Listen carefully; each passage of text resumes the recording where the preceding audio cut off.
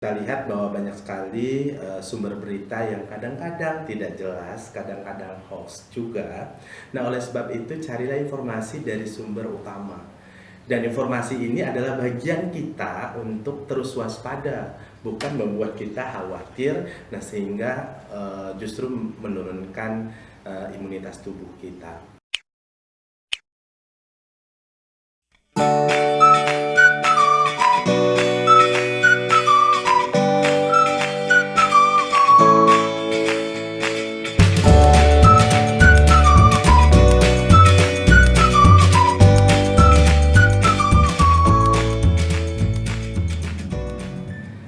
Assalamualaikum warahmatullahi wabarakatuh, Bapak Ibu Guru, teman-teman, serta adik-adik sekalian.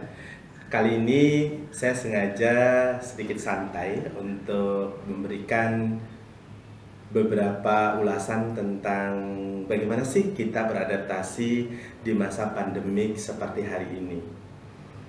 Bapak Ibu Guru, para orang tua serta adik-adik sekalian, tentunya semua orang hari ini merasa khawatir. Semua orang hari ini merasa ketakutan. Semua orang hari ini harus waspada dengan kondisi pandemik 19 yang tentunya memang bahaya itu ada di depan mata kita.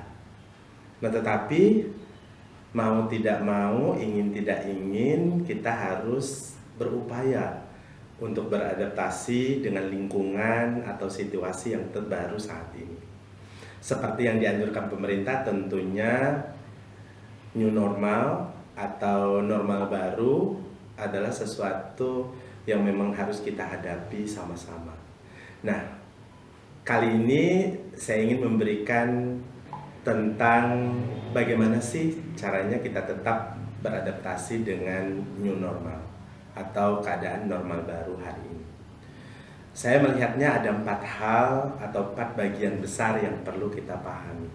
Yang pertama, tentunya sebagai guru, sebagai orang tua, kita harus melihat bahwa yang pertama adalah anak-anak didik kita hari ini, yang sekolah hari ini, atau yang menempuh pendidikan hari ini adalah anak didik yang spesial. Mereka yang lulus dari SD atau dari TK ke SD, SD ke SMP, SMP ke SMA, SMA ke perguruan tinggi, mereka yang memang terlahir, kemudian mereka yang memang berada dalam kondisi pandemik 19. Tetapi bukan berarti mereka tidak memiliki mutu dan kualitas yang baik. Dan insya Allah kita berdoa bahwa anak-anak ini menjadi anak-anak yang nanti akan luar biasa, karena mereka sudah terbiasa dengan kondisi yang memang tidak nyaman. Bagi anak-anakku sekalian, kalian hari ini adalah anak-anak hebat, anak-anak yang mampu beradaptasi dengan lingkungan yang baru hari ini. Jadi tetaplah menjadi anak-anak yang baik, anak-anak yang hebat, anak-anak yang patuh terhadap orang tua dan guru, sehingga kalian mendapatkan doa-doa terbaik dari mereka.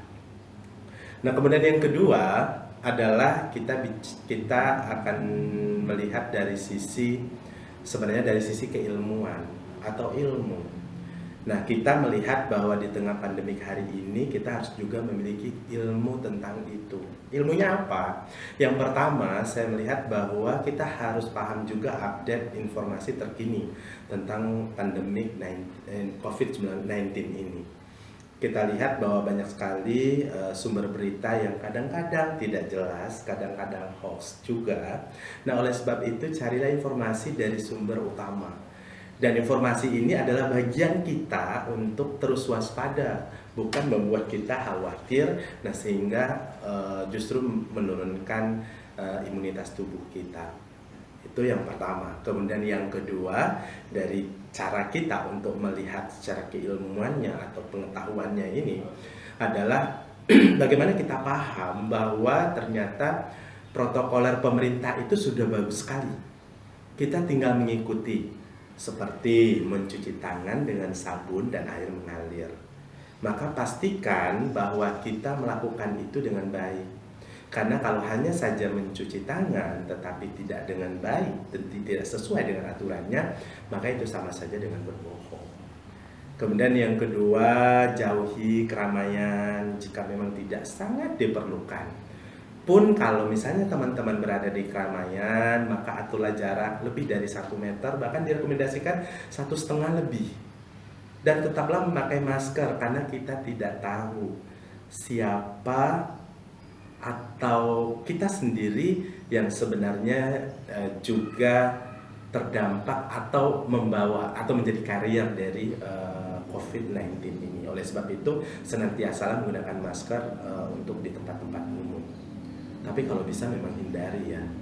Nah, kemudian yang berikutnya, kita juga harus memahami bahwa sebenarnya imunitas tubuh kita juga harus kita jaga. Nah, oleh sebab itu, teman-teman, para guru, kemudian orang tua, serta adik-adik juga tolong pahami atau tolong ketahui imunitas tubuh kita, kekuatannya kita. Karena apa? Kadang-kadang ya bagi kalian yang peserta didik, yang tubuhnya masih segar bugar, kadang-kadang kalian tidak memikirkan orang-orang yang ada di sekitarmu. Nah, mungkin ada nenek, kemudian ada kakek, ada orang tua yang mungkin umurnya melebihi dari 45, yang tentunya itu sangat berisiko untuk tertular. Termasuk juga kalian di rumah juga punya adik kecil yang di bawah 10 tahun yang juga mungkin akan lebih berisiko untuk tertular. Nah, oleh sebab itu, sayangi dirimu nak, dan sayangi orang-orang di sekitarmu, orang-orang yang ada di dalam keluargamu dan orang-orang yang ada di lingkungan terdekatmu. Nah, kemudian tentunya teman-teman juga harus senantiasa membaca protokol COVID-19 dari pemerintah. Dengan seperti itu, nah teman-teman akan semakin waspada terhadap apa yang sedang terjadi hari ini. Nah, teman-teman, ini adalah bagian dari kita mengetahui secara pengetahuan atau keilmuan tentang COVID-19 ini. Dengan seperti itu, maka kita akan dapat menjalankan kondisi new normal atau keadaan normal baru ini sebaik mungkin. Nah, teman-teman semuanya, untuk orang tua, para guru, serta adik-adik, tentunya saya akan melanjutkan video yang berikutnya di bagian ketiga dan keempat yang harus kita ketahui. Terima kasih untuk perhatiannya, nantikan di video berikutnya. Wassalamualaikum warahmatullahi wabarakatuh.